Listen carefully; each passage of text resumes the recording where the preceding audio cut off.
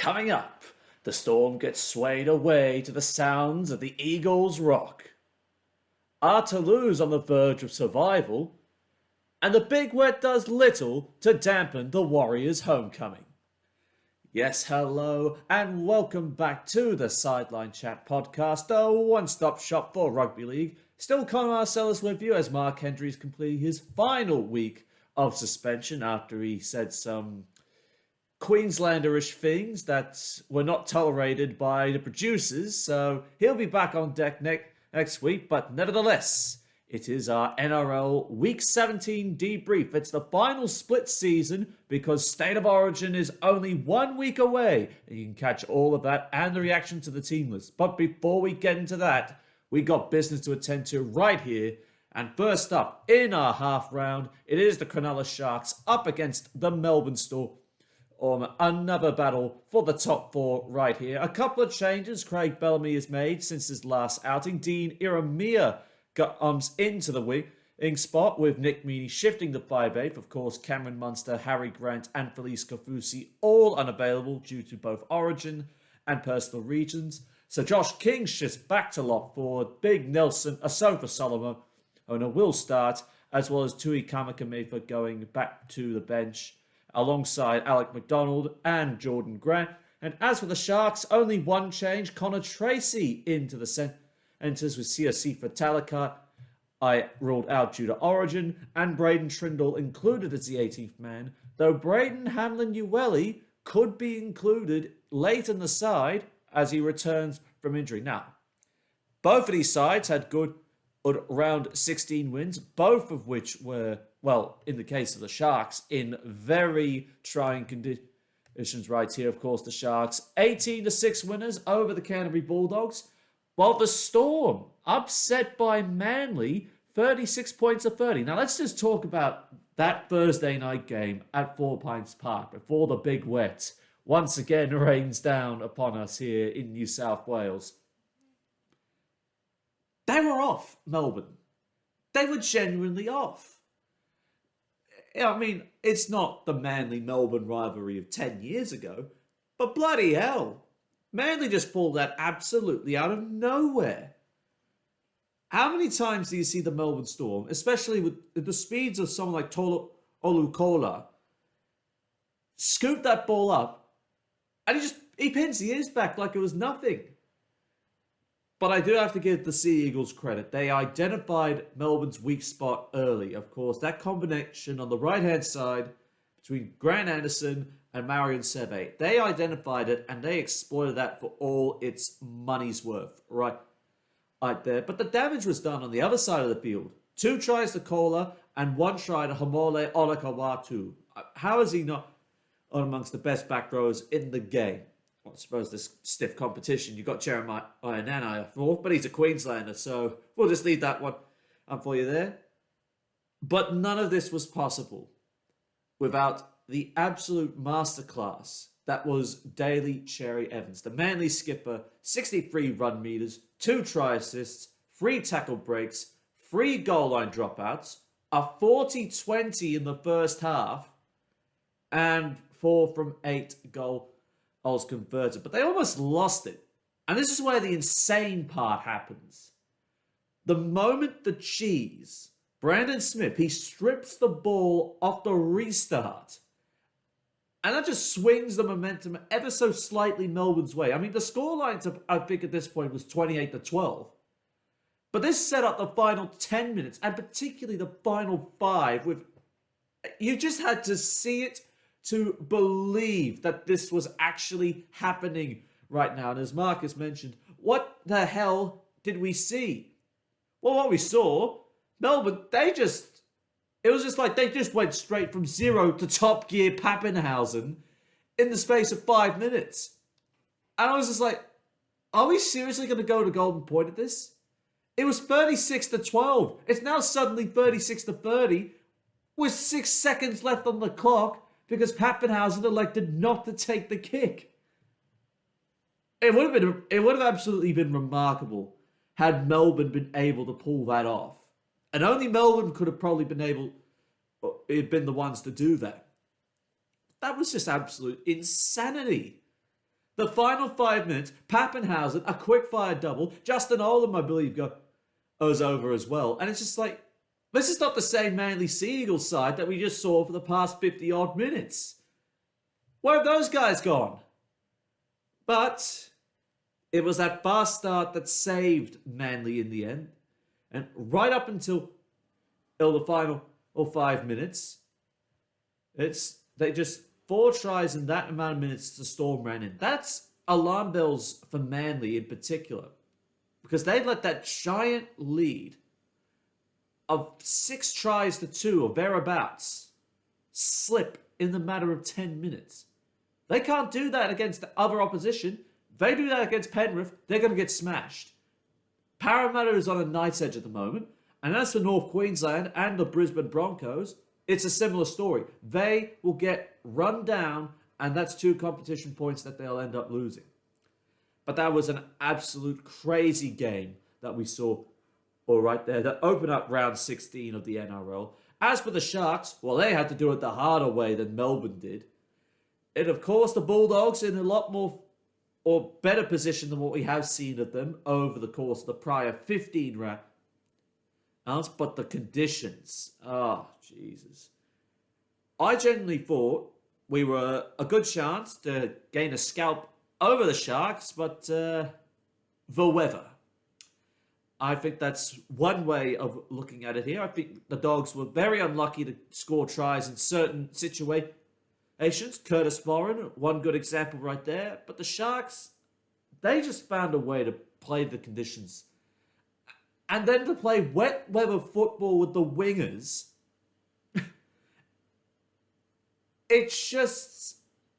You just sit back in awe with the Sharks as the premier wet weather specialist. I remember this from a game 2 years ago against Manly at Gosford, where similar conditions to now, it was absolutely atrocious weather, but the Sharks were playing as if it was a sunny day in February. It was that insane that they were able to move the ball around and really trouble the Bulldogs' edges. And Nico Hines, well, Matt Moylan got the highlight reels with the big hits.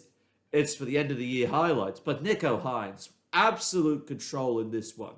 121 running meters, 1 try assist, 2 line break assists, 2 goal line dropouts, and 3 from 4 goals converted.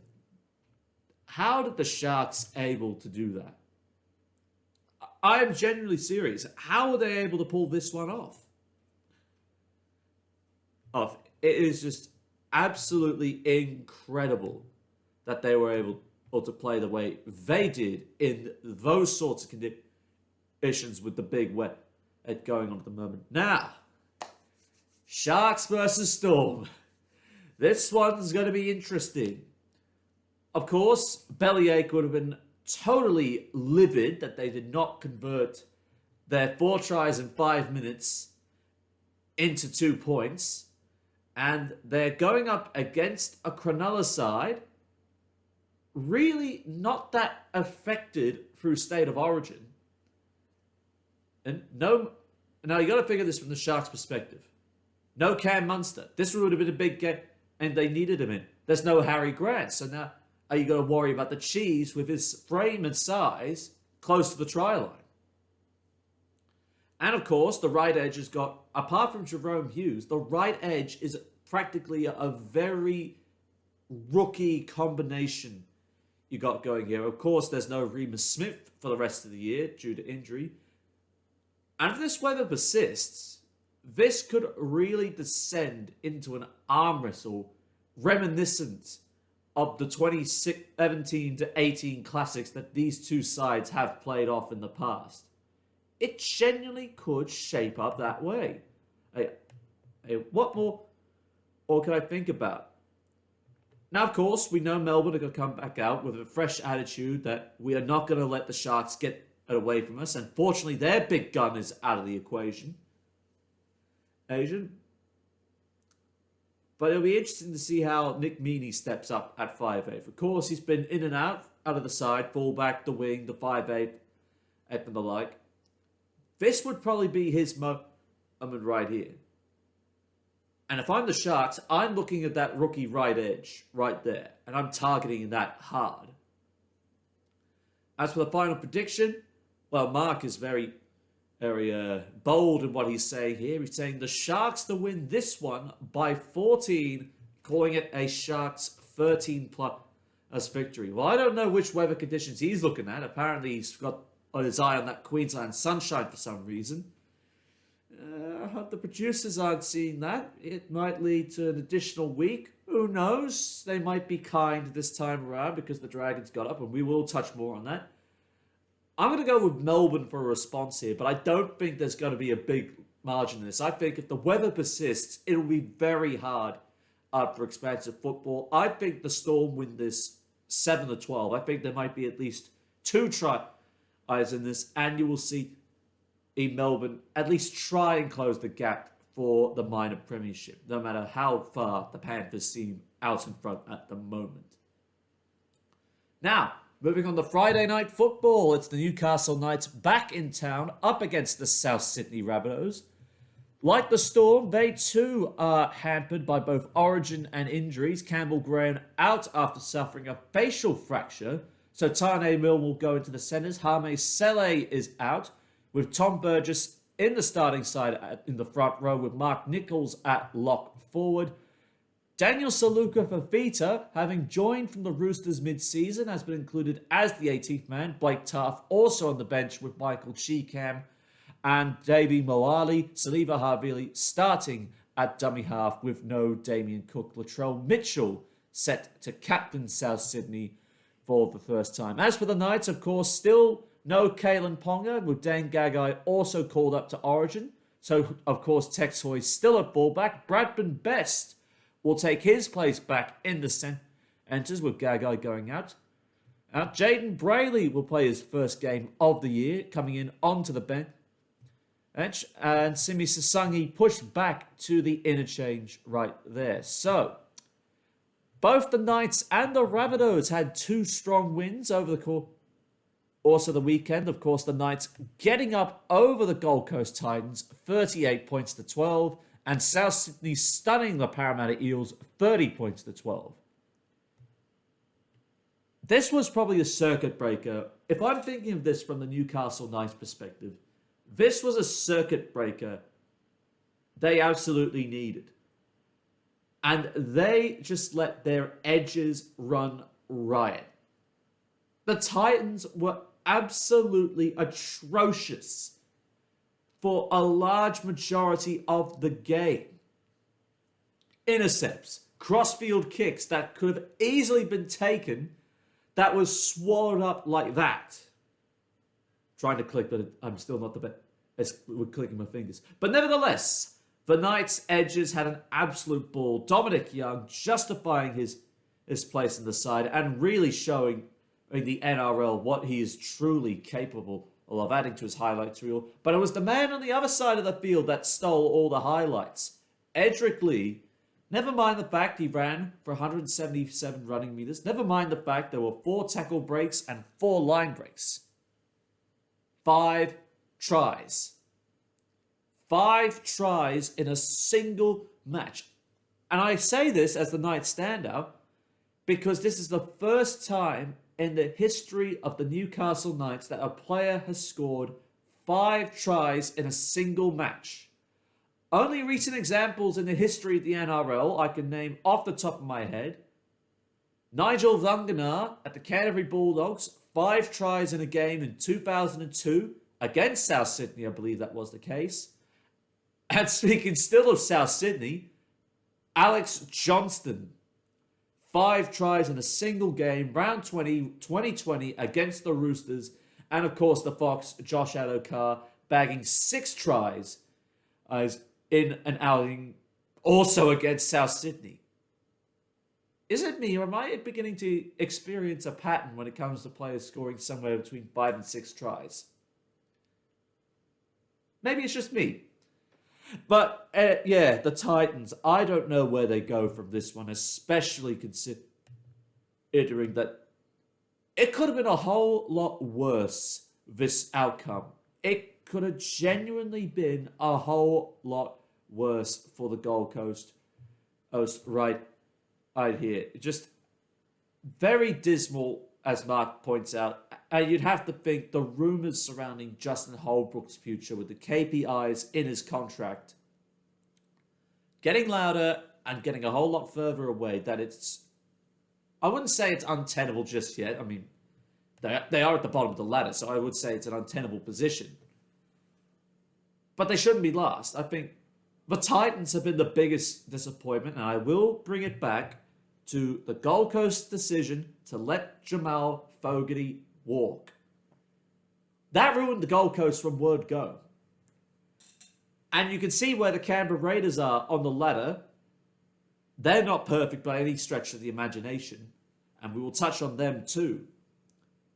But the Raiders are in a much healthier position than the Titans are. They are laughing all the way to the bank. And speaking of laughing all the way to the bank, the Bunnies, after getting yet another one over the Parramatta Eels. How many times are we going to see this out of the Eels? As a Parramatta fan second, a Canterbury fan first, which sounds very, very sad if you ask anyone, I suppose. But Latrell Mitchell did, in fact, he just went full beast mode. I mean, he just monstered Reed Marnie like he was balsa wood. It was just like, he was there, and Reed Marnie's no slouch in the fence, and it was just like, no, sit down, cuz. You're not going anywhere. Stay down while I get edit to my spine players back on the inside. That's how it turned out for Damien Cook's try. And the lead-up play to Jai Arrow's try, oh my God. From the first kick, cross to the right-hand side of the field, Mitchell oops it up, palms a couple of blokes away. He gets it out. Then you get Jackson Paulo coming back on the inside with a second field kick. Task goes up, comes down with the ball, and there's Jai Arrow waiting on the other side. Parramatta's right edge, never mind the intensity, it was the Eels' right edge that let them down defensively again. And Mitchell Moses, they were trying to push passes again. They know they shouldn't have been pushing the passes. But Alex Johnston was the beneficiary of it, particularly the second try in a 2-try, 274 running meter, 2-tackle break, 2-line break performance as one of South's standouts as he moves to 13th on the greatest ever try scorers in the history of Australian Rugby League. 13th. 151 tries all up. I mean, he's practically South Sydney's greatest ever try scorer, and that will probably never be surpassed at this point, but never say never. Interesting question Mark poses. Could this be the turning point in South Sydney's run home? Well, considering the fact that there's still 2 months to play after this, and the Rabbitohs have to play the Eels again, not to mention to play North Queensland, which is also a big F in their draw, it'll be very interesting to see how the Rabbitohs pull up after that one in particular. But for Parramatta, it's back to the drawing board and the question of whether time is running out. Also forgot to mention Jed Cartwright in the second row for the Bunnies right there. I see no real weakness in the Bunnies based from what I've seen right there. Of course, again, Origin players, it heavily weighs into the fact of how this influences. And given it will be a Newcastle home game, back-to-back, it could play into the Knights' advantage right here. I mean, scrum play will be the biggest concern. So for the Knights to win, tighten up the middle defense. They are up again. And it's not so much a reasonably strength South Sydney side, but lacking a lot of Origin players. That's sort of how I see it happening right here. It will heavily depend if the Knights can back up what they did against the Gold Coast, but it's a much different beast to what they're dealing with. If right here, as for South, I think if Latrell Mitchell stands up again and has great influence, I see no reason why South Sydney can't go back-to-back themselves. Mark's already calling it. The Rabbitohs by 36. So he's calling it a Rabbitohs 13-plus victory right there. Again, I'm going to say the Bunnies do win, but I say it will also be a 7-12. I think there's going to be a lot of ball drops, a lot of ill discipline around the ruck with slippery conditions. Again, not too expansive. Now, moving on to Saturday night, it is the West Tigers up against the Parramatta Eels. Of course, the Eels. No Junior Paulo. He'll be off in Origin and camp for the big decider next week. So Marata Niukore will come in the front row. Ryan Madison returning at lock. And of course, Clint Gutherson was a part of the extended squad, but has been released to lead the Eels in this one. As for the Tigers, James Tama was back in the side after being a late withdrawal due to a calf injury. Alex Sapath is back to the bench with Fanua Pole keeping his place on the bench. And Adam Dewey will start at centre with James Roberts getting the drop. Well, we already touched on how poor the Eels were, but at least they were able to get tries on the board, in contrast to the West Tigers, who only managed a measly penalty goal, all being held tryless in the Warriors' homecoming, 22 points to 2. What a result for the New Zealand Warriors. There was plenty of emotion in this game, and I think this was exactly how I saw it play out to this degree, to give interim coach Stacey Jones his first game in charge of the New Zealand Warriors, and what better way to do that than at your true home ground of Mount Smart Stadium in front of a sold-out crowd. Absolutely beautiful scenes. They came in through I believe it was the northeastern corner of Mount Smart. Just coming out of that tunnel, just was so good to see those beautiful moments at Mount Smart Stadium, and then it translated onto the field right here. The Warriors had plenty of attacking opportunities, no doubt about it, and were probably unlucky to be held up and to be denied due to knock-on in the case of Ronald Volkman and Wade Egan's try. But it was the skipper, Tohu Harris, who gave the home crowd something to cheer about after 2 and a bit years away from Mount Smart. That opening try, and then Sean Johnson stepping up, the magic man. Mightn't be the best as he has been, but he stood up again. And here, 103 running meters, 2 try assists, an offload, and 5 from 5 goals converted.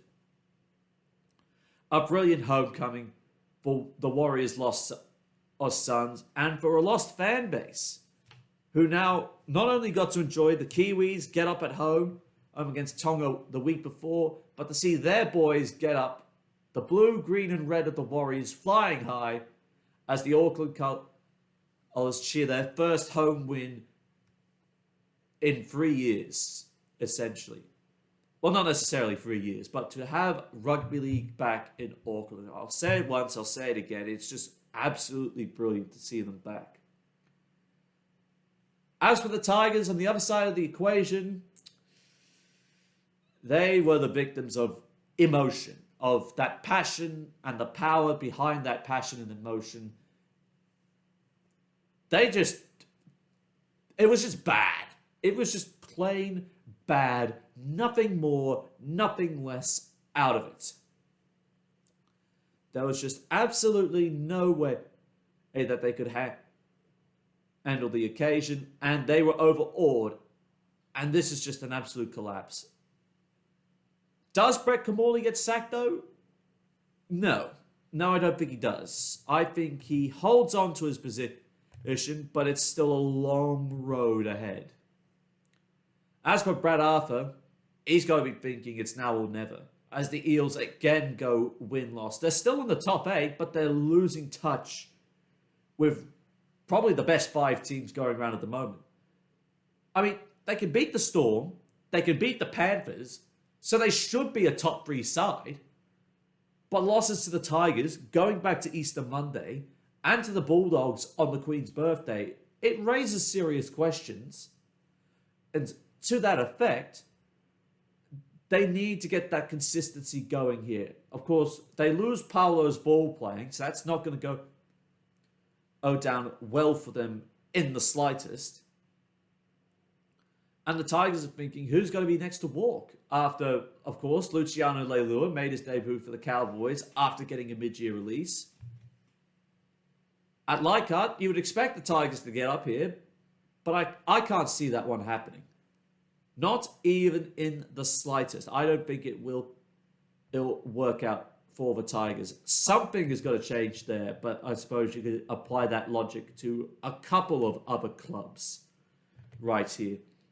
Here again, Mark going big instead of going home.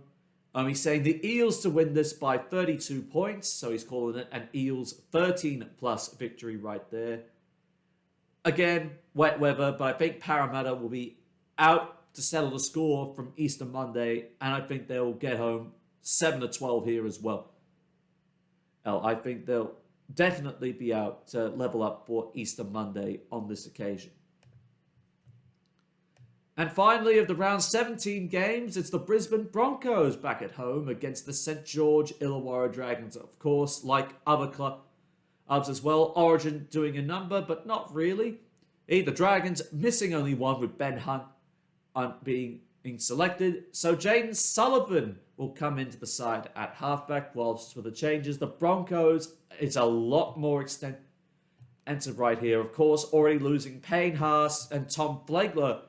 Well, Tom Flegler on Origin duty, but losing Corey Jensen, Tamare Martin, and Payne Haas, all to injury. This is how it looks for them going forward. Tessie New will start at fullback. Jordan Pereira comes onto the right wing in place of Selwyn Cobbo. A new front row pairing with Keenan Palacia and Ryan James getting starts. Zach Hosking to make his debut in the second row and play ace of Kurt Capewell, Kobe Hetherington to start at lock forward, as well as Xavier Willison and Tyson Gamble called up alongside Reece Kennedy, Hull KR Bound, and Corey Pakes. Well, the Dragons, atrocious conditions down at Wynn Stadium in Wollongong as they outlasted the Canberra Raiders 12 points to 10.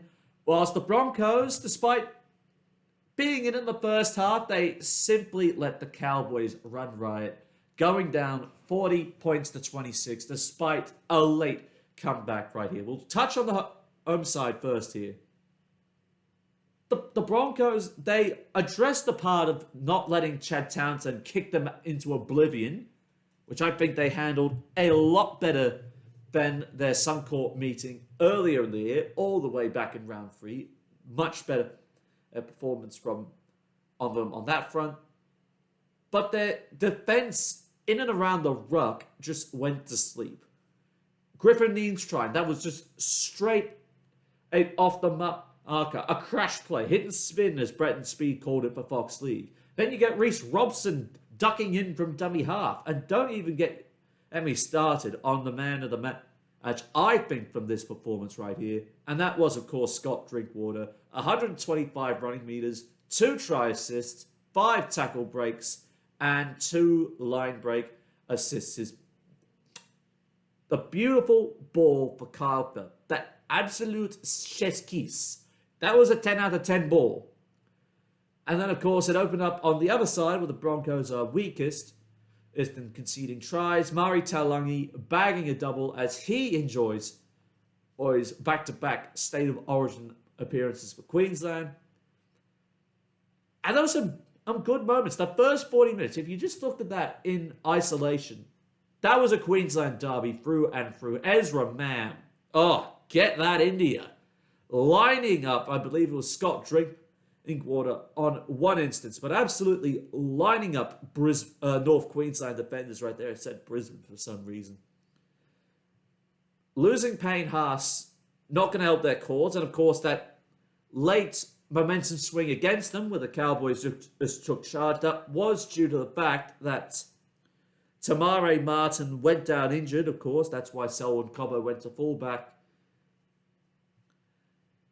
But they couldn't completely finish off that comeback right there. And even Adam Reynolds was filthy with his performance, and he did admit that intercept to Murray Taulagi for the first try shouldn't have happened. And of course, that kick he sent out on the full from the goal line dropout did not help his cause either. As for the Dragons, tighten up goal line defense. That's probably the only thing right there.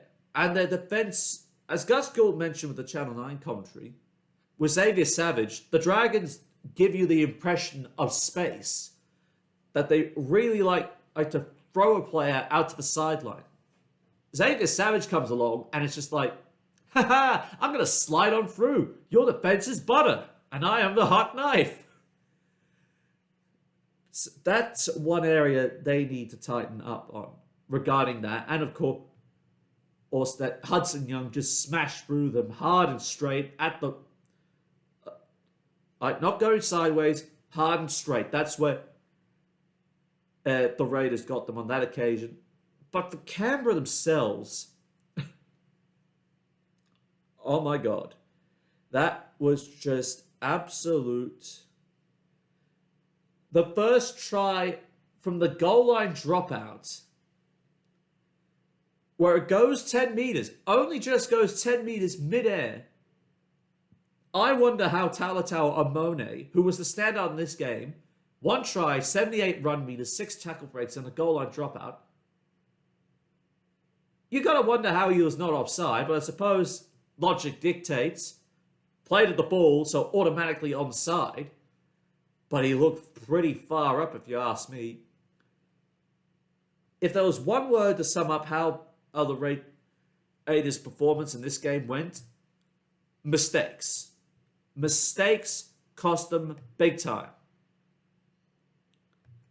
And of course, they cost the Dragons as well, but they were very lucky to hang on with those plays that they did make where they ended up losing the ball. And of course, you got that situation where Ben Hunt was supposedly offside and there was 6 again called instead of what Ricky Stewart believed was a penalty. Of course, Graham Annesley then came out and said, yeah, that should have actually been a penalty given to the Raiders on that occasion. So, a bit of a rough call, I would say the least, but I suppose that's the way it goes. But I would not, repeat, I would not endorse a return like Buzz Rothfield has done recently on NRL 360. I would not endorse a call to return to 2 referees. Under no circumstances is the NRL to return ever to a 2-referee model. The game has progressed too far forward and looks too damn good to suddenly take a backward step. I mean, that, after all, that is only Buzz's opinion, but I think he's got this one on wrong right here. And as for the 6 again call, which, despite Peter Volandi's probably going to get pilloried for it, I think in its current model, it is the right call. I didn't like how he took away the 6 again from inside the 40-meter line, but looking at the results, I think this turned out to be a good result.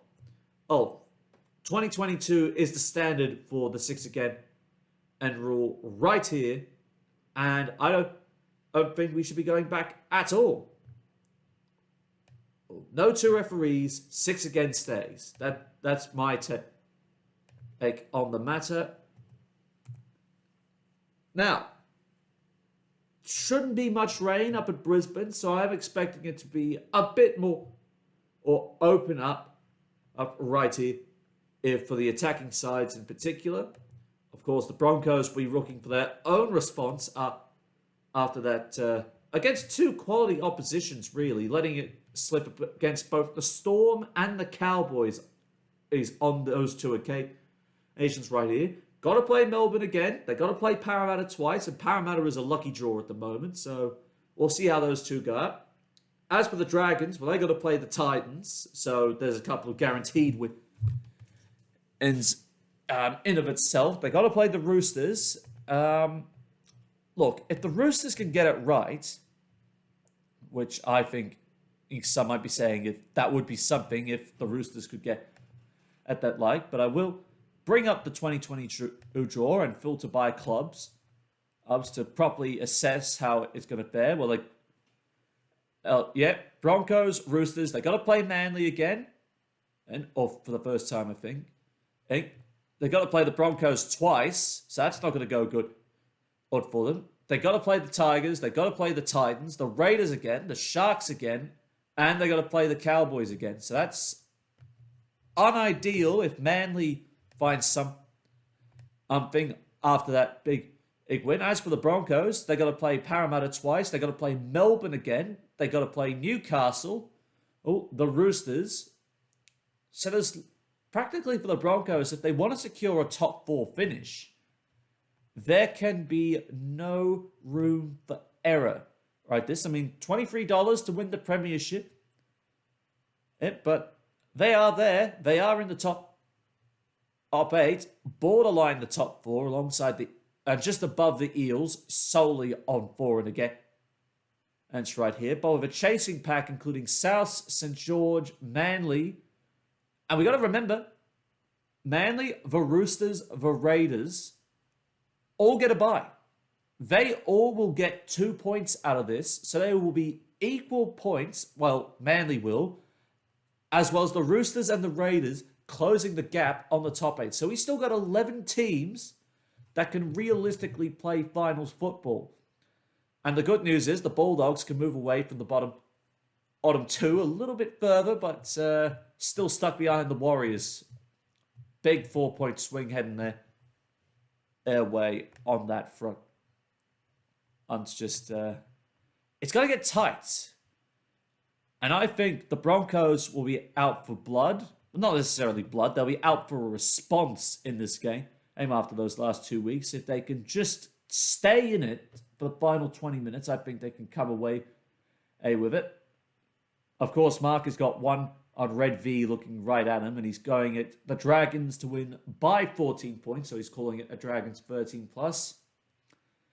There's not much loss with the Broncos. A bit of a forward pack even up, but the back line and the control. Adam Reynolds, this could be a field day for him after a poor outing on a return from injury. So I'm expecting the Broncos to get home 13+.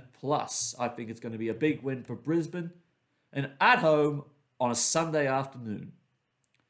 And now we've touched on nearly every single side, of course, briefly talking about those are competing. But the final fixture we will talk about, the Penrith Panthers getting up over the Sydney Roosters at 26 points to 18, and another classic East versus Western Sydney.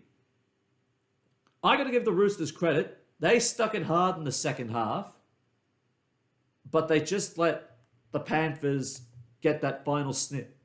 If that saw them basically escape. This could have been a boil over if the Roosters could get the win at home away for the first time in 5 years against Penrith. Now again, there was controversy in this game. Some brilliant play between Tedesco and Sam Walker. Walker with that early try right there. But the Panthers' left edge just basically said nope. And basically, the soft belly of the Roosters' middle defense, of course, even though they got Victor Radley back, he wasn't able to really turn the situation in the Roosters' favour. First, you got Api Coruscant with the short ball, hitting Viliami Kikau up. How many people are going to stop Viliami Kikau at close range? You tell me. You tell me if you're going to be able to stop Viliami Kikau at close range. Because the answer is, good luck. I mean, some can, but it will be very hard to do. And then, of course, also you got Brian To'o. And this is the beautiful left to right motion, as was the right to left play that the Panthers is getting involved. They brought the Roosters' defense up on the right-hand side, their left side defensively, that allowed Brian To'o to go over.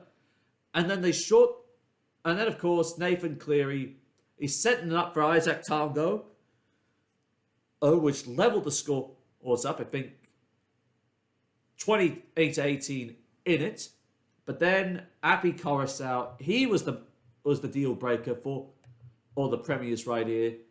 His one try that put the Panthers 8 points in front, one try assist, 33 run meters, one line break, and 3 tackle breaks. So of course the Panthers will double all their amount of points earned, because they too will get the bye.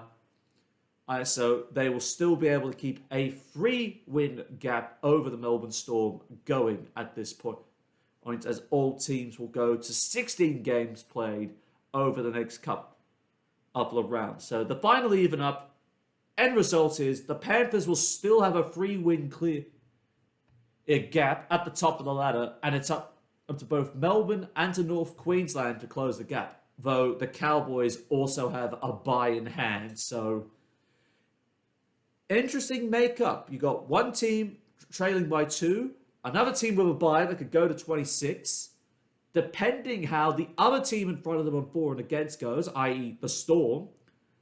So the top 4 could shift dramatically. Factor in the Broncos and the Eels below them.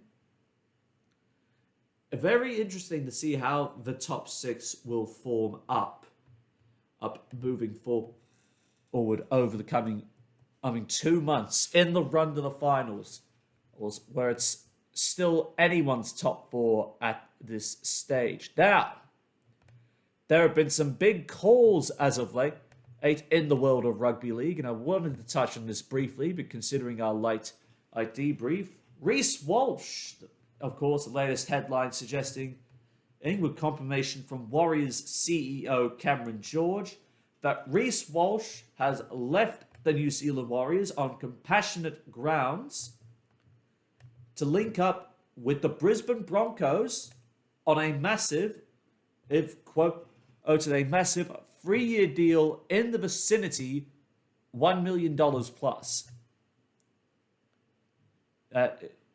This has probably come up out of nowhere, to say Averly.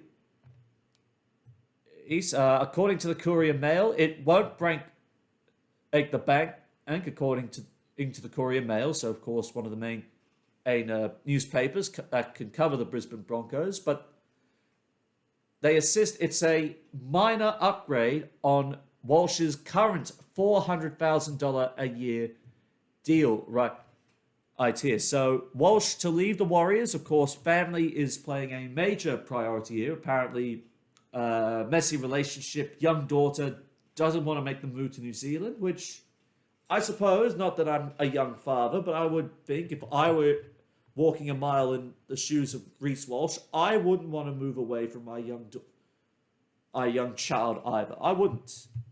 Now, some people are going to bag about saying you're only in it for the money, you don't care about the Warriors, you don't care. You're just a grifter, some other foul thing like that. And look, there's opinions, and then there's just, I wouldn't know exactly how to throw it. I don't usually go out of my way to bag, and I'm not going to start now, but hey, look, some fans have spoken to me, and they are disillusioned with the NRL, to say the least, because they reckon contracts mean nothing. They are not worth the pen and paper they're on. It only leads to frustration with the fans, and that the players are a bunch of entitled rich guys. Considering the amount of money we're talking being thrown around out here. And look, do they bring in crowds? Did they bring broadcast dollars for the game? You betcha that the best ones do that. Are they justified? Well, it's all a circus, really. I mean, there's going to be media spin. Independent media is going to fight back and say, no, that's media spin on top of media spin, that they deserve the money. But if you were actually focused, say, cost of living, just say, for instance, the costs per se, someone living in regional New South Wales, and I'm one of them, I don't live in the metro area, for me, if I wanted to go to a Bulldogs home game, it'd cost me money for fuel if I wanted to drive. It'd cost me money if I wanted to take public transport, provided the trains were running. And even if I do get down there, it'll cost me money to get into the game. And by the time I get there, I could be broke, with not little money left to spend on, even if I do budget. It has been suggested to me that if the players were willing to sacrifice their own coin, as in being partners of the game, making the sacrifice to lower the costs of entry, lower the price of hospitality outlets that they supply and other catering companies do. If they do that, encourage crowds to come, make it cheaper for the average punter to actually say, oh, you know what? Bulldogs against the Titans. I might actually want to go to that game. And instead of costing just, say, $100 just to cover basic day, a couple of hundred that can cover your basic day and then some extra spending money after that. But look, I get it. Like I said, I'm not going to admonish Reece Walsh for acting in the best interests of his young family and his fatherly responsibility. I think that should be encouraged. Family over career, to say the least. And that has led to Charles Nickel-Klukstad signing a 3-year deal with the New Zealand Warriors, which I think is a bit disappointing. His time at Canberra has had to come to an end like that, but all the best for him moving forward. I think the Warriors have found themselves a nice little addition right there. And finally, this other story as well. The NRL buying a hotel on Caxton Street. Yes, you heard that one right. A hotel. Oh, yeah. Yep. They've sort of been looking, I think this is part of their model to diversify their revenue income, of course. The last 2 years has demonstrated that the NRL was a bit vulnerable in its revenue rating. So they've decided to buy up a hotel on Caxton Street. Probably a brilliant move by Peter V'landys on this part right here. Just let me get that up for you. The Gambaro Hotel on Caxton Street, 300 meters from Suncorp Stadium. So they will now convert that into being the NRL Hotel. Oh, a couple of million went into it. Yes, I think right here, if we got the price for that. But described as a very luxurious luxury hotel and a seafood restaurant. That wouldn't be a bad place to go right there. And this is sort of the statement from the ARL Commission. And the ARL has a focus on strengthening its balance sheet with stable, secure investments that provide steady income, long-term capital growth, and to protect the game against major interruptions. Of course, pandemics, shutdowns, probably even depression. Maybe. I'm not wrong. It could happen. So, yes, the NRL Gambaro Hotel, of course, the family whose namesake is on the hotel will still run the restaurant. So, good seafood and legends adorning every room.